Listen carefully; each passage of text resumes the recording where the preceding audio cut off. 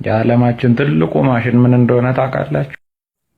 ኤልኤችሲ ወይም ዘ ላርጅ ሃድሮን ኮላይደር በመባል ይታወቃል። ይህም ማሽን የሰሩት በሚሊዮን የሚቆጠሩ ኢንጂነሮች፣ ሳይንቲስቶች እና ማቴማቲሽያኖች ናቸው። ይሄ ማሽን ጄኔቫ ስዊዘርላንድ መሬት ውስጥ ነው የሚገኘው። ወደ 27 ኪሎ ሜትር የሚያክል ትቦ ነው እና እዛ ትቦ ውስጥ ሳይንቲስቶች ምንድነው የሚያደርጉት?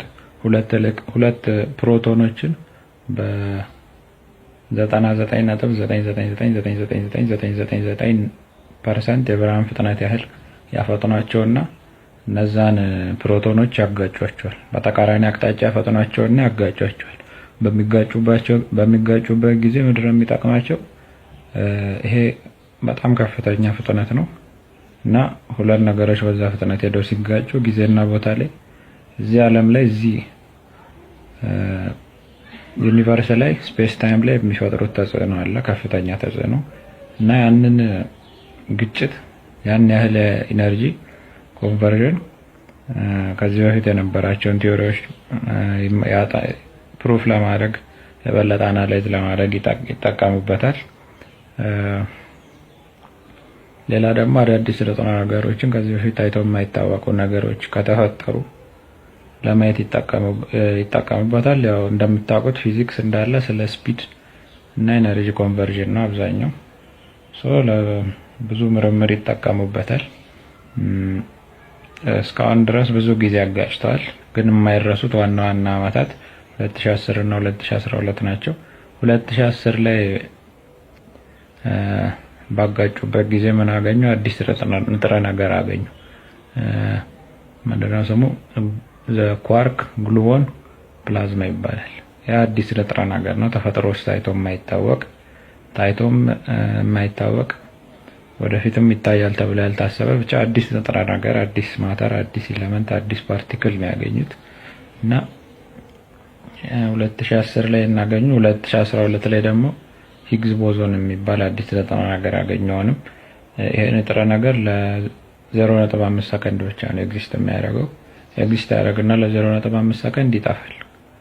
ለዚህ ሰከንድ ብቻ ኤግዚስት የሚያደርግ አዲስ ንጥረ ነገርን አገኙ 2012 ላይ እና ወደፊት ደግሞ ከዚህ የበለጠ ኃይል ያለው ማግኔቶቹ የበለጠ ኃይል ያላቸው የበለጠ ቀዝቃዛ እና የበለጠ ሳይዝ ያለው እና ፕሮቶኖችን በበለጠ ፍጥነት ሊያሽከረክር የሚችል ፓርቲክል አክሰለሬተር እየሰሩ ይገኛሉ። የተሰርቶ ሲያልቅ ምን ለማግኘት ነው ሀሳባቸው?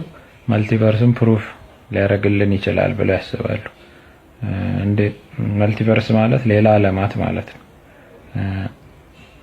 ከምናየው ዓለም ሌላ ዓለም ማለት ነው መልቲቨርስ ማለት። ተቆጥሮ የማያልቀው ዓለማት አሉ የሚል ጽንሰ ሀሳብ ነው መልቲቨርስ። በሌላ ቪዲዮ ሰራዋለሁ። ብቻ ይህንን መልቲቨርስ የሚለውን ሀሳብ ያረጋግጥልናል ብለው ያስባሉ። እንዴት ነው የሚያረጋግጠው ብለው ያሰቡት? እነዚህ ፓርቲክሎች በብርሃን ፍጥነት እየመጡ እያለ ከመጋጫታቸው በፊት የየራሳቸው ኃይል አላቸው። ለምሳሌ ይሄ የየራሳቸው ካይናቲክ ኢነርጂ አላቸው።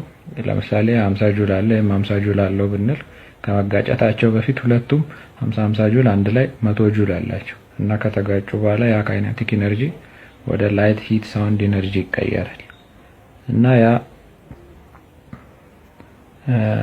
ኢነርጂ እንደምታውቁት አይፈጠርም፣ አይጠፋም። ስለዚህ ግዴታ 100% ወደዛ ይቀየራል። ወደ ያ 100 ጁል ካይናቲክ ኢነርጂ ወደ 100 ጁል ላይት፣ ሳውንድ፣ ሂት ኢነርጂ ይቀየራል ማለት ነው እና እነሱ ሀሳባቸው ምንድነው? ካልተቀየረ ከጨመረ ከተጋጩ በኋላ ያ ኢነርጂ ከጨመረ ወይ ካነሰ ኢነርጂ ከሆነ ቦታ እየመጣ ነው ማለት ነው። ምክንያቱም እንደምናውቀው ኢነርጂ አይፈጠርም፣ አይጠፋም።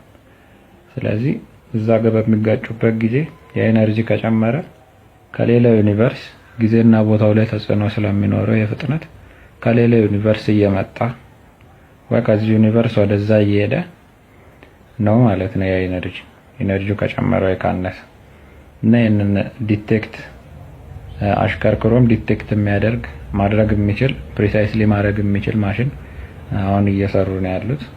ተሰርቶ ሲያልቅ መልቲቨርስን ፕሩፍ ያደርግልናል ብለው ያስባሉ።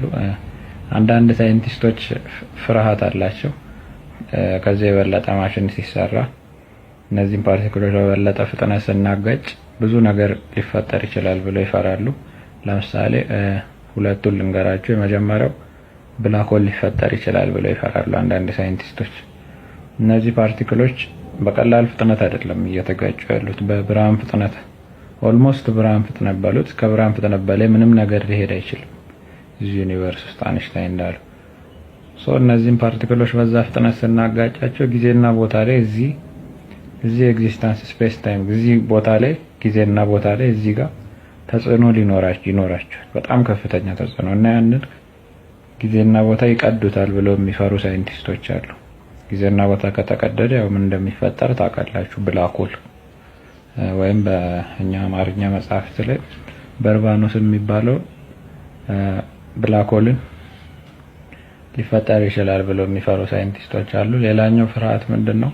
እነዚህ ፓርቲክሎች በሚጋጩበት ሰዓት ቅድም እንዳልኳችሁ ጊዜና ቦታን ሊቀዱት ይችላሉ እና ጊዜና ቦታ ሲቀደድ ወደ ሌላ ዩኒቨርስ ፖርታል ሊሆን ይችላል። ከሌላ ዩኒቨርስ የማናውቃቸውን በጣም አደገኛ ነገሮች ወደዚህ ሊያመጣብን ይችላል። ለምሳሌ እንደ ታኪዮን፣ አንቲማተር፣ ዳርክ ማተር፣ ዳርክ ኢነርጂ፣ ኤክስ ፓርቲክልስ ብቻ ስለምንነታቸው ራሱ ማናቅ በጣም አደገኛ ነገሮችን ወደዚህ ዓለም ሊያፈስብን ይችላል ብለው የሚፈሩ ሳይንቲስቶች አሉ። እንደ አይነት ቪዲዮ ስሰራ እንዳያመልጣችሁ ፎሎ አድርጉ። ሀሳቡን እንደተረዳችሁት ተስፋ አደርጋለሁ። ፒስ